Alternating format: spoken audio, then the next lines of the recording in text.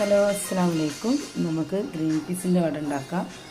അപ്പോൾ അതിലേക്കുള്ള green peas, പച്ചമുളക്, കരിവേപ്പ്, ചപ്പ്, പുതിന, ഉള്ളി, വെളുത്തുള്ളി.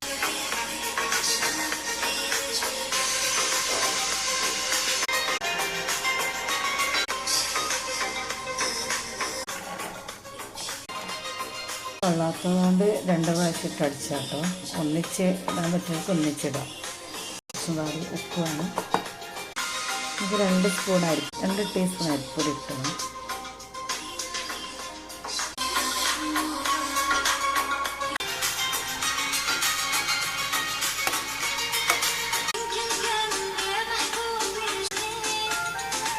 ദുൽഹിജ്ജ 6-ാമത്തെ നോമ്പ് നമ്മൾ തുറക്കാൻ പോവാം.